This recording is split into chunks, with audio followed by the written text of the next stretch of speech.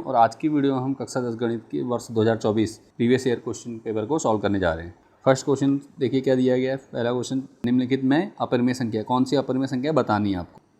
कि परिमेय संख्याएं क्या होती हैं, वे संख्याएं जिनको हम क्या कर सकते हैं, P/Q के रूप में लिख सकते हैं और जहाँ Q नॉट इक्वल टू 0 हो, ठीक है, तो उसे क्या कहते हैं हम, परिमेय संख्या कहते हैं। या वह संख्या क्या, पूर्ण वर्ग हो, पूर्ण वर्ग संख्याएं भी क्या होती हैं हमारी, पूर्ण वर्ग संख्याएं क्या होती हैं, परिमेय होती हैं भी, ठीक है। ये सब क्या हैं, परिमेय संख्या कहलाएंगी, परिमेय संख्या कहलाती है। तो पूर्ण वर्ग संख्या जो पूर्ण वर्ग नहीं है या P/Q की फॉर्म में नहीं है, उन संख्याओं को हम क्या कहते हैं, अपरिमेय संख्या कहते हैं। तो देखिए ये क्या हो जाएगी, ये क्या है, इसको हम क्या लिख सकते हैं, 0.125 है, इसको हम अपॉन में 1 लिखकर दशमलव हटा देंगे तो 0 बढ़ जाएंगे, 1 2 3, तो ये हो जाएगा आपका 125/1000। तो ये P/Q के में लिख सकते हैं। तो इसका मतलब ये क्या है, 0.25 क्या है, परिमेय संख्या है। ये हमारी परिमेय संख्या, यहाँ तक समझ में आ चुका होगा। अब देखिए 2 तो एक परिमेय संख्या है, 2 एक परिमेय संख्या है। अब देखिए 2 तो परिमेय, लेकिन √2 क्या है, अपरिमेय संख्या है। तो ये क्या हो जाएगा हमारा, यही हमारी क्या हो जाएगी, अपरिमेय संख्या, क्योंकि हम जानते हैं परिमेय और अपरिमेय संख्याओं का गुणनफल क्या होता है, अपरिमेय होता है, क्योंकि √2 क्या है, पूर्ण वर्ग नहीं है। अब देखो यहाँ पे सेम संख्या यहाँ पे भी दी आप, लेकिन हम क्या कह सकते हैं, ये देखो 2 गुणा √4 को हम क्या लिख सकते हैं, √4 क्या होता है, 2 तो 2 दूनी 4 हो जाता है ये, और 4 क्या है, एक परिमेय संख्या, इसलिए ये क्या हो जाएगी, परिमेय संख्या। इसी प्रकार देखो इनकी मल्टीप्लाई हो जाएगी, √ कितना हो जाएगा, 8 दूनी 16, √16 जो कि क्या होता है, √16 किसका वर्ग है, 4 का, और √16 का वर्गमूल क्या है, 4 है। 4 एक क्या है, परिमेय संख्या। तो ये भी हमारी क्या हो जाएगी, परिमेय संख्या, ठीक है, ये भी हमारी परिमेय संख्या है। तो उम्मीद करता हूँ आपको पहला क्वेश्चन अच्छे से समझ में आ गया। हमारा अपरिमेय संख्या क्या है, 2 ये हमारी एक अपरिमेय संख्या है। अब बढ़ते हैं क्वेश्चन नंबर 2 की ओर। ख में चलते हैं। क्या कहा है, बहुपद x² - 3 के शून्यंकों का योगफल होगा। देखिए शून्यंक नहीं निकालना है, शून्यंकों का योगफल निकालना है, ठीक है। तो चलिए करते हैं इसको सॉल्व। देखिए क्या दिया है हमें, बहुपद दिया गया है हमें x² - 3। तो इसको हम देखो क्या कर सकते हैं, 2 तरीके से कर सकते हो आप इसको। तो आप क्या करो, एक तो इसको बराबर 0 करके करो तो भी हो जाएगा, -3 है, पक्षांतरण करेंगे तो क्या हो जाएगा, x² बराबर माइनस का प्लस का 3 हो जाएगा। अब x² है तो यहाँ पे इसको और सॉल्व करेंगे तो x बराबर कितना हो जाएगा, √3। तो ये क्या होगा, प्लस माइनस, ठीक है, बराबर प्लस माइनस, मतलब 2 मान आ गए। तो हम क्या लेंगे, x का मान एक बार लेंगे √3 प्लस का, और दूसरी बार लेंगे माइनस का √3, ठीक है। तो अब हमें क्या करना है, योगफल निकालना है। तो इसका मतलब अल्फ़ा प्लस बीटा, अल्फा शून्यंक दिए हैं, शून्यंकों का योगफल यही होता है, अल्फ़ा प्लस बीटा कहते हैं उसे। तो अल्फ़ा प्लस बीटा क्या हो जाएगा, √3, और प्लस माइनस माइनस √3 कट जाएंगे बराबर 0, ठीक है, ये हो गया 0 आपका। अब इसी को अगर हम दूसरे तरीके से करते हैं तो क्या करना है, देखिए इसमें सीधे फॉर्मूला लग जाएगा। क्या करेंगे, देखो x², सेकंड मेथड हम यहाँ कर रहे हैं साइड में, ठीक है, आपको जो अच्छा लगे उससे कर सकते हैं। -3 को मैं क्या लिख सकता हूँ, √3 गुणा √3 किया जा सकता है, मतलब √3 का स्क्वायर, ये कर सकते हैं, ठीक है, कोई प्रॉब्लम है नहीं है हमें। तो सिंपल x² - √3 का स्क्वायर कर दिया। तो a² - b² क्या होता है, a² - b² क्या होता है फॉर्मूला, a + b और a - b into a - b। तो हम क्या करेंगे, सिंपल a + b, a क्या है x, b क्या है √3, तो x + √3, और दूसरा ब्रैकेट बनेगा हमारा x - √3 बराबर 0, बराबर 0 हमारा हर जगह चलेगा, ठीक है। और ये हमने फॉर्मूला यूज किया तो इसको हटा दे रहा हूँ। अब इतना हो गया, तो अब वही x +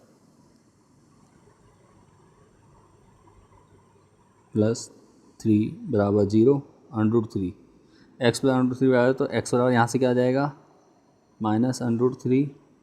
इसी प्रकार यहाँ पे देखो x -√3 है, बराबर 0 करेंगे तो x बराबर कितना हो जाएगा, √3। तो x का मान एक बार √3 प्लस में आ गया और एक बार माइनस में आ गया, ठीक है। तो दोनों तरीके हमने सॉल्व कर लिए, ठीक है। तो आपको जो भी तरीका आपको पसंद आए, अच्छा लगे, या जिसमें आप सरल समझे इसको करना, उससे आप कर सकते हैं। तो ये हमारे यहाँ पे क्वेश्चन नंबर 2 इसका फर्स्ट और सेकंड क और ख हो चुका है, ठीक है। बढ़ते हैं आगे, इसको थोड़ा सा आगे बढ़ते हैं इसको करने के लिए। तो यार रुको, ठीक है, ये हो चुका है। अब देखो क्वेश्चन नंबर गौ में क्या कहा जा रहा है, देखो, यदि किसी समांतर श्रेणी का nवां पद 3n+1 है, ठीक है, nवां पद क्या है 3n+1 है, तो उसका 8वां पद होगा। तो यहाँ देखो 8वां पद कहा जा रहा है, तो इसका मतलब ये क्या है, जो वैल्यू है ये किसकी है, n की वैल्यू है। तो n बराबर कितना आ रहा है हमारा, यहाँ से 8 आ रहा है। तो जहाँ जहाँ n है वहाँ पे n का मान क्या रखोगे, 8 रख दीजिए। तो 8वां पद क्या हो जाएगा, A8 बराबर क्या हो जाएगा 3n-1, ठीक है। तो n की जगह क्या करोगे, 3n-1, तो n की जगह मान रख देंगे 3 गुणा 8 -1, नहीं सॉरी प्लस है, क्वेश्चन में प्लस दिया है ना, हाँ +1 है, तो ये प्लस हो जाएगा। तो बस 8 × 24 +1 बराबर कितना, 24 और 1 25।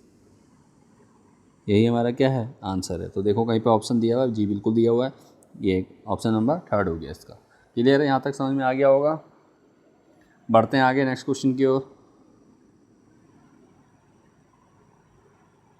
और अगर आपको वीडियो पसंद आ रही है तो वीडियो को लाइक ज़रूर कर दीजिए और साथ में चैनल को सब्सक्राइब कर लीजिए और दोस्तों के साथ शेयर कर दीजिए। अब देखो क्या है क्वेश्चन, नेक्स्ट क्वेश्चन है हमें घ दिया हुआ है हमें क्या, यदि साइन a = 1/2 है, साइन a कितना है 1/2, तो कॉस a का मान होगा। तो देखो हम क्या करेंगे, सिंपल, हमने देखा है साइन a क्या होता है, हमने LAL/KKA लाल बटे कक्का पढ़ा हुआ आपने, या LAL/KKA, चाहे कुछ भी कह दीजिए, ठीक है, चाहे लंगड़ा आम लाया कहते कहते आया या खाते खाते आया, कुछ भी कह सकते हैं। तो साइन के लिए क्या होता है L/A, कॉस के लिए A/K और टेन के लिए L/A होता है ना। तो अब हमारा क्या साइन है, साइन थीटा के लिए हम इसको क्या कहेंगे L/K, समझ में आ रहा है, L/K हो जाएगा। तो क्या हो जाएगा, साइन A है, तो अब हमें देखो एक त्रिभुज बना देंगे, त्रिभुज बनाते हैं,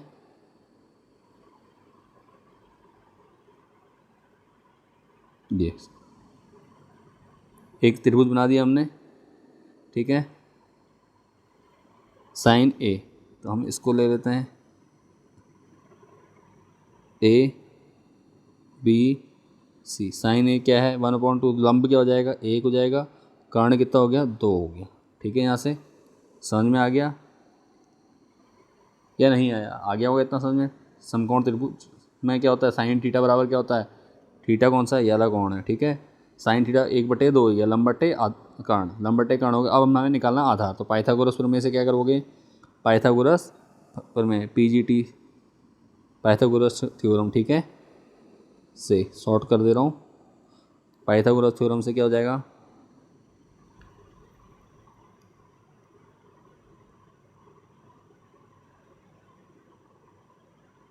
तो क्या हो जाएगा कर्ण का वर्ग, या सीधे AB का वर्ग करते हैं, AB क्या हमारा आधार है, AB का स्क्वायर बराबर कर्ण का स्क्वायर, कर्ण का स्क्वायर कितना हो जाएगा AC का स्क्वायर माइनस BC का स्क्वायर, ठीक है, इतना हो गया। तो AC कितना है देखो 2, AC का 2 का स्क्वायर, तो 2 का स्क्वायर क्या होगा 4 माइनस BC कितना है 1 का स्क्वायर 1 हो जाएगा। तो AB बराबर कितना हो गया √3, क्योंकि स्क्वायर गया तो यहाँ √ हो जाएगा, ठीक है। तो √3 आ गया हमारा, ये वैल्यू कितनी आ गई हमारी, देखो ये वैल्यू जो हमारी आई है √3 आ गई है। अब हमें निकालना है कॉस A, ठीक है। तो अब यहाँ कर देंगे हम इसको कॉस A, इसलिए कॉस A बराबर क्या होगा, कॉस कितना होता है आधार बटे कर्ण। आधार कितना हमारा देखो, आधार अभी आया हमारा √3 बटे के कहाँ है, के हमारा 2 था, तो 3 बटे 2 कहीं पे देखो वैल्यू दी है, जी हाँ बिल्कुल दी है। कहाँ पे है, ये ऑप्शन नंबर 4 √3/2, यही हमारा क्या हो गया, आंसर हो गया। क्लियर है। उम्मीद करता हूँ आपको ये क्वेश्चन अच्छे से समझ में आ गया होगा।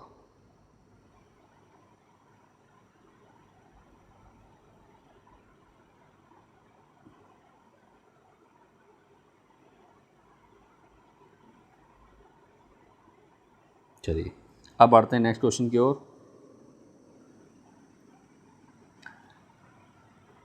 नेक्स्ट क्वेश्चन हमें दिया गया है, बिंदु 4,5 और 6,9 को मिलाने वाली रेखा का मध्य बिंदु के निर्देशांक ज्ञात कीजिए। ठीक है, मध्य बिंदु के निर्देशांक ज्ञात करने हैं आपने, तो क्या होता है मध्य बिंदु के निर्देशांक ज्ञात करने का फॉर्मूला होता है, नोट कर लीजिए। निर्देशांक दिए हैं तो क्या होता है फॉर्मूला, तो मध्य बिंदु के निर्देशांक, ये फॉर्मूला इसके लिए। ठीक है,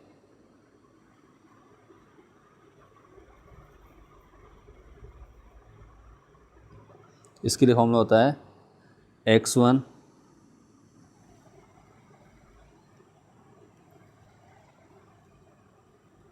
देखो फॉर्मूला होता है हमारा, यहाँ लिख दे रहा हूँ, x1 + x2 अपॉन 2 ब्रैकेट के अंदर है यहाँ ये, और कॉमा y1 + y2 अपॉन 2, ये फॉर्मूला यूज़ करना है हमने, और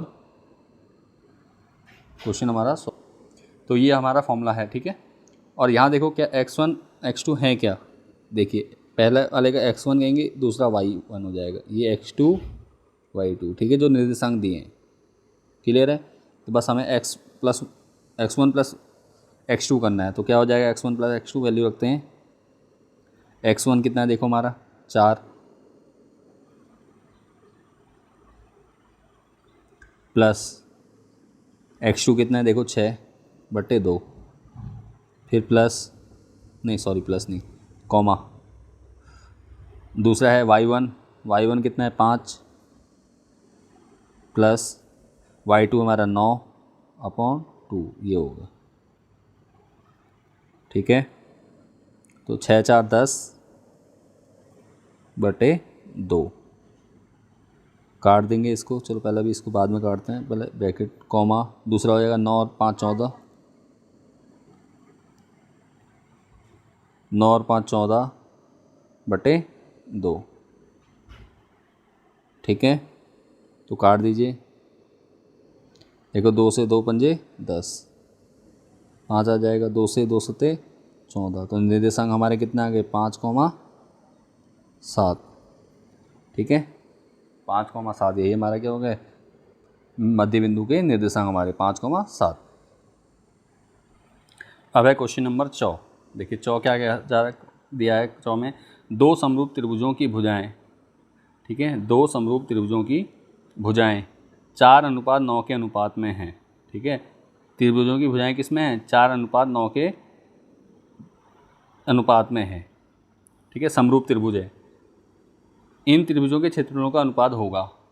ठीक है, तो फॉर्मूला क्या होता है इसके लिए, देखो प्रमेय है ये, नोट कर लीजिए। 2 समरूप त्रिभुजों की भुजाओं के वर्गों का अनुपात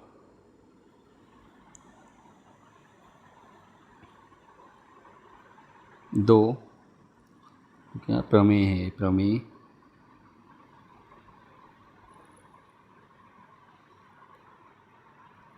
2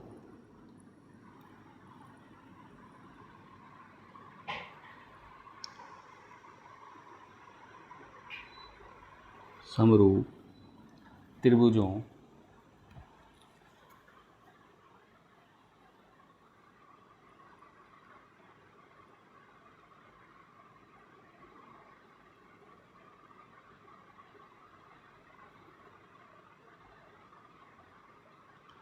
भुजाओं का अनुपात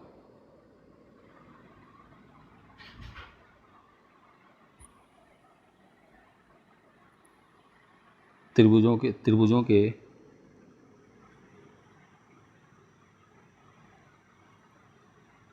के क्षेत्रफलों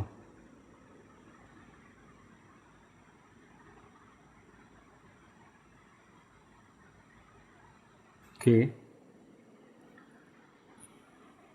अनुपात के बराबर होता है। अनुपात के बराबर होता है। ठीक है,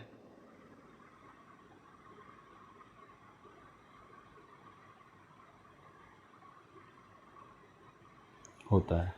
ठीक है, क्या? दो समरूप त्रिभुजों के भुजाओं के वर्गों का अनुपात। ठीक है, भुजा एक ना भुजाओं के वर्गों लिखना था, सॉरी, के वर्गों, ये लिखना भूल गए हम यहाँ पर। के वर्गों का अनुपात त्रिभुजों के क्षेत्रफल के अनुपात के बराबर होता है। ठीक है, तो क्या हो जाएगा? क्षेत्रफलों का अनुपात क्या होता है? भुजाओं के वर्गों के अनुपात के बराबर होता है। तो क्षेत्रफल का अनुपात क्या हो जाएगा? भुजाएं दिए 4:9 है, तो इसका वर्ग कर देंगे, तो 4 चक्को 16 अनुपात 9 निम 81। 16:81 का क्या हो जाएगा? 4:9 है ना, तो इसका वर्ग कर देंगे, क्या हो जाएगा? 4 चक्को 16 अनुपात 9 निम 81, तो 16:81 का हो जाएगा। ठीक है, क्षेत्रफल का अनुपात कितना होगा? 16:81 होगा। ठीक है, आशा करता हूँ ये क्वेश्चन भी आपको अच्छे से समझ में आ गया होगा। और ये प्रमेय है। ठीक है, और अगर प्रमेय को आपको सिद्ध करना है, समझना चाहते हैं सिद्ध करके डिटेल में, तो आप हमें कमेंट कर दीजिए। अगली वीडियो में हम पूरी डिटेल के साथ प्रमेय को सिद्ध करना सिखा देंगे आपको। ठीक है, कैसे प्रमेय सिद्ध की गई है करके। चलिए बढ़ते हैं नेक्स्ट क्वेश्चन की ओर। क्वेश्चन नंबर 6 में क्या दिया है? 6 यदि द्विघात समीकरण क्या x² + kx - 6 = 0 है।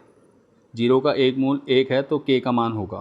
तो मूल दिया हुआ है, तो k का मान, तो यहाँ मूल 1 है, तो k का मान होगा, क्या होगा? देखो, मूल का मतलब x का एक मान आया है। ठीक है,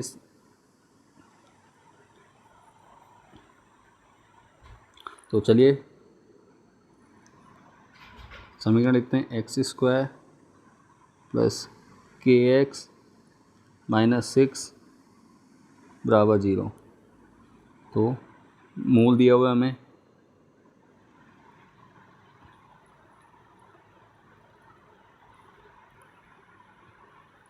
x = 1 लेने पर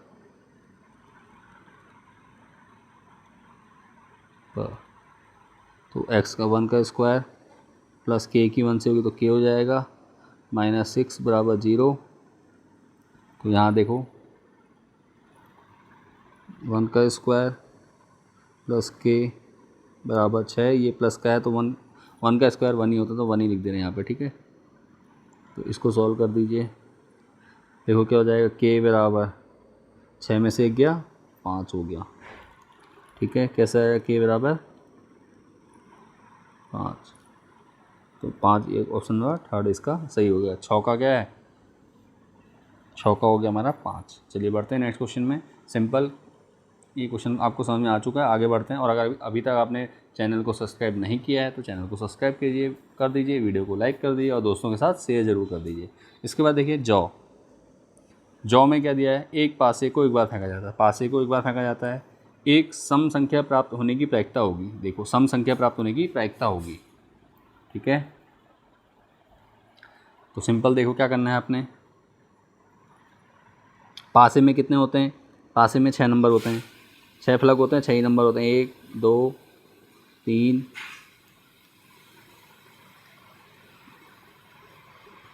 1 2 3 4 5 6। पूछा जा रहा है सम संख्या प्राप्त। तो सम संख्याएँ क्या हैं? सम संख्याएँ लिख देता हूँ यहाँ पर मैं। सम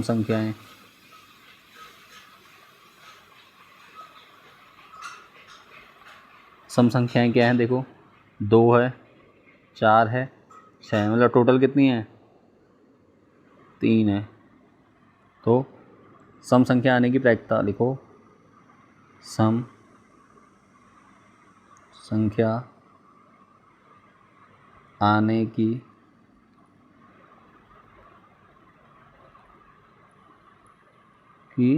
प्रायिकता।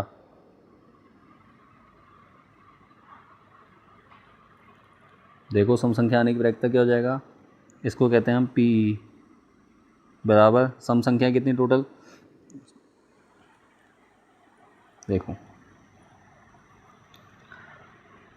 संभावित परिणाम, फॉर्मूला याद होगा आपको, संभावित परिणाम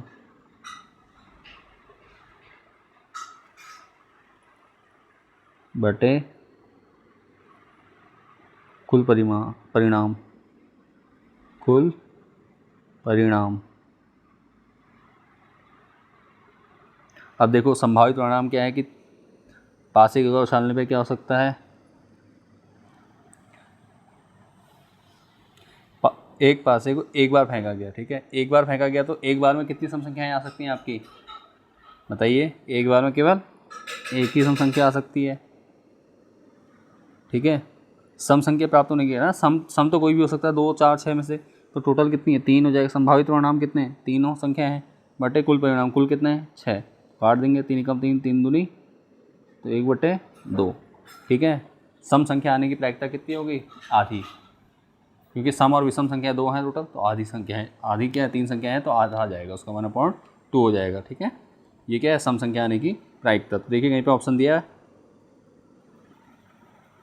1/2, जी बिल्कुल दिया है सेकंड ऑप्शन, तो हमारा आंसर ये हो गया। चलिए बढ़ते हैं नेक्स्ट क्वेश्चन पे। अब देखिए क्वेश्चन नंबर 2 आ गया, ऑप्शनल वाले क्लियर हो गए, एमसीक्यू क्लियर हो गया। अब देखिए 1 नंबर 1 मार्क्स से, और 1 मार्क्स के हम सारे क्वेश्चन सॉल्व कर रहे हैं, इसलिए ये क्वेश्चन भी हम सभी सॉल्व करके जाएंगे, ठीक है। परिमेय संख्या दी है 23/2 और 5/2 का दशमलव प्रसार शांत है या अशांत है। तो शांत है अशांत के लिए क्या होता है, यदि हर में 2 और 5 के ही गुणनखंड उपस्थित हों, ठीक है, 2 और 5 गुणनखंड के रूप में उपस्थित हो, ठीक है, 2 और 5 इसके अतिरिक्त कोई ना हो, तो वो उसका जो दशमलव प्रसार होगा वो क्या होगा, शांत कहलाएगा, ठीक है। दशमलव प्रसार क्या होगा, शांत होगा इसका। तो हमने क्या करना है, लिख देंगे, लिखोगे क्योंकि या चूँकि आगे ये है, क्योंकि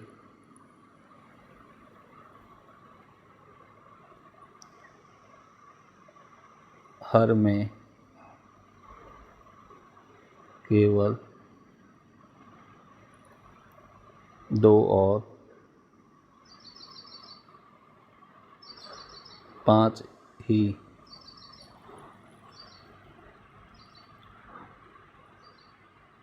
गुणनखंड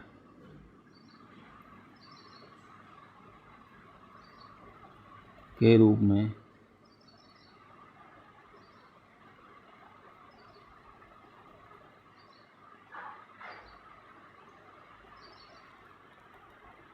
उपस्थित हैं, इसलिए यह दशमलव प्रसार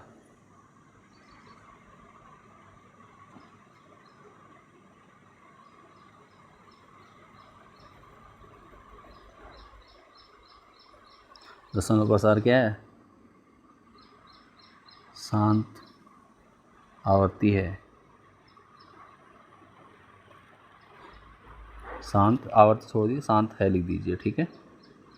अगर 2 और 5, अगर 2 और 5 के अलावा कोई और भी संख्या है दी, ठीक है, 2 और 5 के अलावा कोई और संख्या 3 है, 3 है, 7 है, 6 है, 4 है, या और कोई है 8 9, तो वो क्या होंगे, अशांत हो जाएंगे, ठीक है, अशांत आवर्ती क्यों हो जाएंगे। तो ये हमारा हल हो चुका क्वेश्चन नंबर 2 का। बढ़ते हैं नेक्स्ट क्वेश्चन की ओर। देखो नेक्स्ट क्वेश्चन है, द्विघात समीकरण ax² + bx + c = 0 के मूलों की प्रकृति क्या होगी यदि b² - 4ac = 0। तो हम जानते हैं b² - 4ac = 0 होगा तो क्या होंगे, वास्तविक और सम अंक, ठीक है। मूलों की प्रकृति क्या हो जाएगी, b² - 4ac = 0 है, तो लिखेंगे क्या कि मूलों की प्रकृति क्या होगी, वास्तविक और समान होगी, लिख देंगे मूलों की, इसलिए ये लिख के, क्योंकि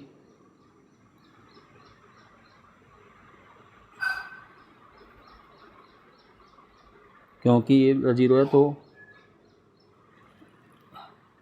इसलिए मूलों की प्रकृति मूलों नहीं, अच्छा मूलों की प्रकृति नहीं, मूल, इसलिए मूल लिख दो सीधे। मूल क्या होंगे? वास्तविक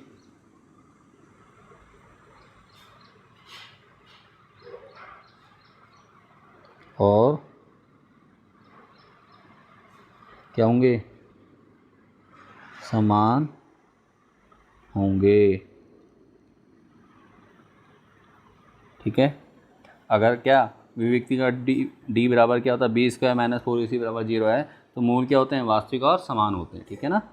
ये हमने एक्सरसाइज में कंप्लीट कर रखे हैं, तो आप जाके चैप्टर में देख सकते हैं। चैप्टर 3 में आपको मिल जाएगी हमारी डिटेल वीडियो भी, आप चेक कर सकते हैं। लिंक आपको डिस्क्रिप्शन में मिल जाएगा या प्ले लिस्ट में जाकर चेक कर सकते हैं। चैनल में जाइए, चैनल के बाद प्ले लिस्ट में जाकर चेक कर सकते हैं। ठीक है।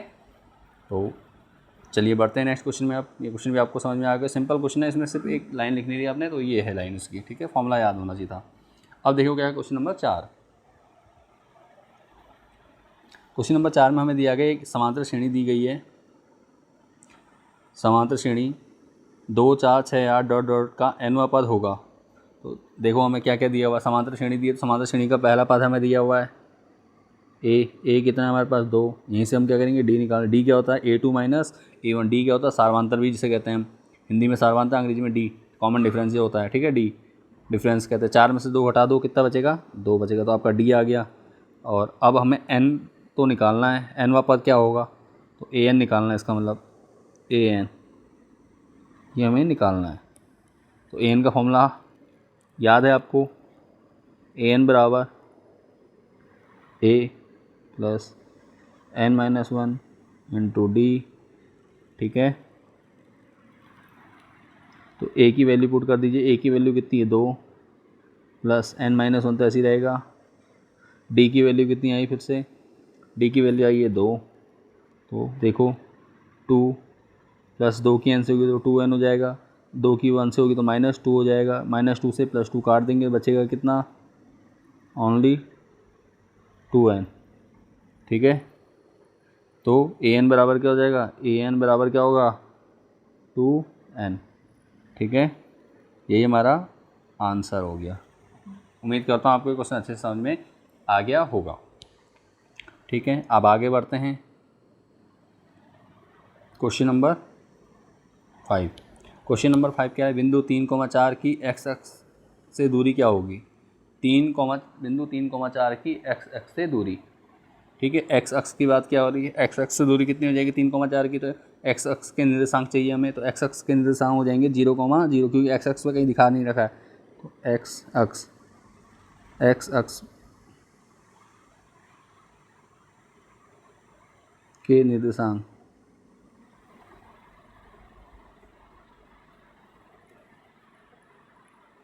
क्या हो जाएंगे? 0,0। अब आपके पास निकालते तो क्या लिखेंगे? दो बिंदुओं के बीच की दूरी।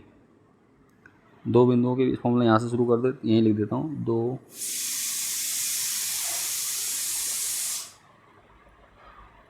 बिंदुओं बीच की दूरी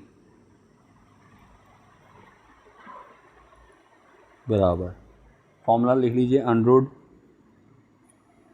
x2 माइनस x1, x2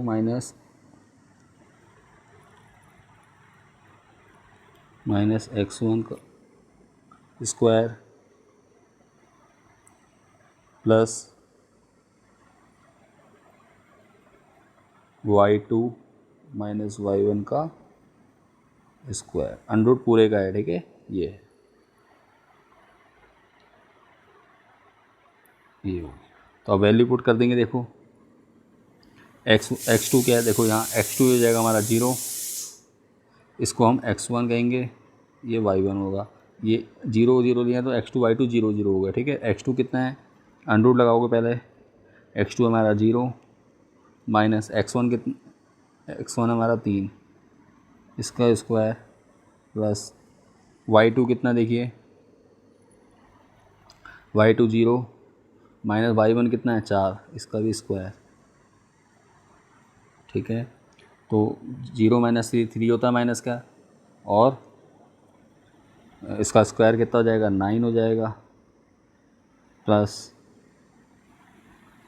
4 का स्क्वायर कितना होगा 4 को 16। तो घट कर दीजिए इसको सॉल्व।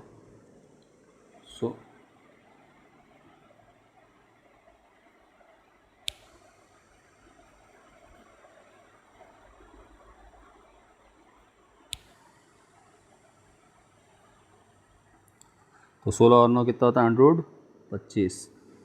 ठीक है,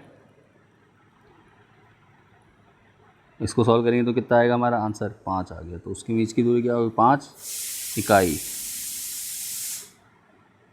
ठीक है, 5 इकाई हो जाएगी। तो हमारा आंसर क्लियर होगा। अब देखिए क्वेश्चन नंबर 6। क्वेश्चन नंबर 6 देखिए क्या है। यदि एक वृत्त की परिधि 6 पाई है, 6 पाई सेंटीमीटर है, तो उसकी त्रिज्या क्या होगी। तो लिखेंगे वृत्त की परिधि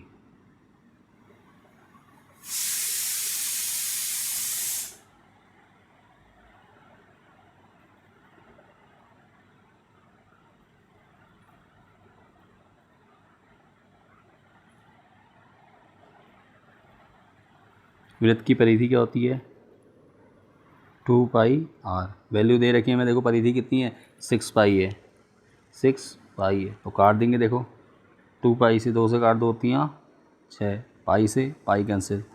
r बराबर कितना आ गया 3, किस में है सेमी में, तो 3 सेंटीमीटर। यही क्या हो गया हमारा आंसर हो गया। ठीक है, वृत्त की परिधि का सूत्र क्या होता है 2 पाई r होता है। ठीक है, ये हमारा 2 पाई r है, बराबर 6 से काटा तो आंसर आ गया हमारा 3 सेंटीमीटर। ठीक है, उम्मीद करता हूँ आपको ये क्वेश्चन अच्छे से समझ में आ गया होगा। और अगर आपको वीडियो पसंद आ रही है तो वीडियो को लाइक ज़रूर कर दीजिए। ठीक है, और एक प्यारा सा पॉजिटिव कमेंट भी दे दीजिए, ताकि मुझे पता चल सके कि आपको हमारे चैनल पर जो वीडियो अपलोड की जा रही है, मेहनत की जा रही है हमारे द्वारा, वो पसंद आ रही है या नहीं, और हमें कितना और मेहनत करने की ज़रूरत है। ठीक है, और आपका एक लाइक हमें मोटिवेट भी करता है। ठीक है, तो हमारे मोटिवेशन के लिए कम से कम एक लाइक आप कर दीजिए। चलिए बढ़ते हैं क्वेश्चन नंबर 7 की ओर। और आप हमें पूछ सकते हैं कि अगली वीडियो हम किस टॉपिक पर चाहते हैं, आप इसके अलावा किस सब्जेक्ट का आपको ज़्यादा वो है कि आप चाहते हैं कि हाँ इस टॉपिक पे या इस सब्जेक्ट पे या इस एग्ज़ाम से रिलेटेड हम आपको वीडियो प्रोवाइड करें। तो वो भी आपको क्या होगा जल्द ही हम अपने चैनल के माध्यम से प्रोवाइड करा देंगे। ठीक है, तो चलिए देखो क्वेश्चन नंबर 7। वृत्त के बाहर स्थित किसी बिंदु से वृत्त पर कितनी स्पर्श रेखाएं खींची जा सकती हैं। तो वृत्त के बाहर स्थित किसी बिंदु से वृत्त पर कितनी रेखाएं खींची जा सकती हैं, मात्र 2 रेखाएं खींची जा सकती हैं। ठीक है, किसी बिंदु से वृत्त पर कितनी रेखाएं खींचती हैं 2 रेखाएं। तो लिख देंगे सिंपल, क्या लिखोगे आप, देखो मैं अंडरलाइन कर रहा हूँ, उतना आपने लिख लेना है। क्या, वृत्त के बाहर स्थित किसी बिंदु वृत्त देखिए वृत्त के बाहर स्थित किसी बिंदु, देखिए जो अंडरलाइन कर रहा हूँ उसी को लिखना है आपने। वृत्त के बाहर स्थित किसी बिंदु से वृत्त पर, यहाँ तक लिखिए 2, कितनी की जगह कर दीजिए 2 स्पर्श रेखाएं खींची जा सकती हैं। ठीक है, 2 स्पर्श रेखाएं खींची जा सकती हैं, यही आपका क्या हो जाएगा आंसर हो जाएगा। ठीक है, 2 लिखना है यहाँ पे, 2 कितनी की जगह, कितनी की जगह क्या 2 स्पर्श रेखाएं खींची जा सकती हैं। ठीक है, ये आपका क्वेश्चन हो जाएगा, तो आंसर लिख देंगे 2। ठीक है, बढ़ते हैं नेक्स्ट क्वेश्चन की ओर। आंकड़े 4, 6, 3, 8, 2 और 7 का माध्य होगा। तो माध्य का फॉर्मूला आप जानते हैं, माध्य क्या समांतर, क्योंकि आंकड़े नहीं है सिंपल दिए ना, वर्ग अंतराल में नहीं, आंकड़े सीधे हैं, पूर्णांक में है। तो पूर्णांक में तो क्या होगा समांतर माध्य निकाल देंगे। इसका समांतर माध्य का फॉर्मूला क्या होता है, सभी संख्याओं का योग बटे कुल संख्या। ठीक है, तो सभी संख्याओं का योग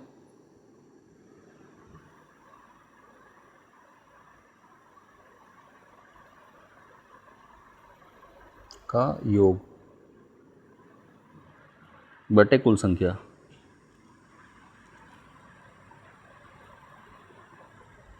तो संख्या, कुल संख्या कितनी 1 2 3 4 5 6 है। ठीक है, तो n बराबर, इसको जिसको हम क्या कहते हैं n कहते हैं, n बराबर 6 हो गया। और सबका योग क्या हो जाएगा, 4 + 6 + 3 + 8 + 2 + 7, 2 + 7, तो ये हो जाएगा हमारा 30 बटे कितना, कुल संख्या कितनी 6, तो ये हो जाएगा हमारा 30/6, 30/6, 6 से काट दो, 6 पंजे 30, तो समांतर माध्य क्या हो गया, माध्य कितना हो गया, इसलिए माध्य बराबर कितना 5, ये हमारा आंसर हो गया। ठीक है, उम्मीद करता हूँ ये आपको अच्छे से समझ में आ गया होगा। ठीक है, समांतर माध्य के लिए सूत्र होता है, सूत्र में वैल्यू रख देनी है। अब देखिए क्वेश्चन नंबर 9, यहाँ पे भी देखो, यहाँ पे माध्यक पूछा गया है, आंकड़ों का माध्यक क्या होगा, तो आंकड़ों का माध्यक क्या हो जाएगा, देखो लगाइए, फॉर्मूला क्या होता है माध्यक का,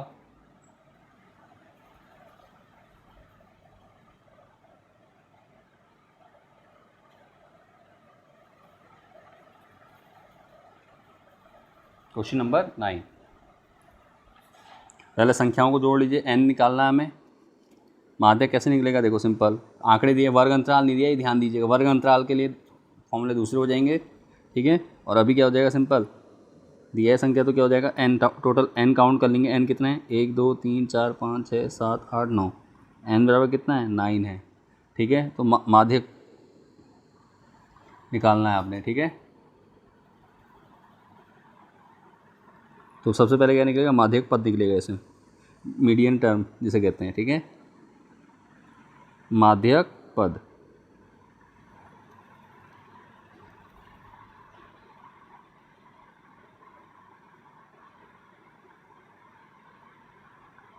बराबर क्या होगा, n+1/2। ठीक है, अगर विषम संख्या तो n+1, नहीं तो n/2 ही कर देते हैं डायरेक्ट। ठीक है, तो n+1, n कितना, 9 + 1 10/2, काट दीजिए तो कितना आ गया, 5 आ गया। अब पाँचवा पद कौन सा, देखो 1 2 3 4 5, देखो 1 2 3 4 5, तो पाँचवा पद कौन सा हमारा 25 हो गया, तो हमारा माध्यक क्या हो जाएगा,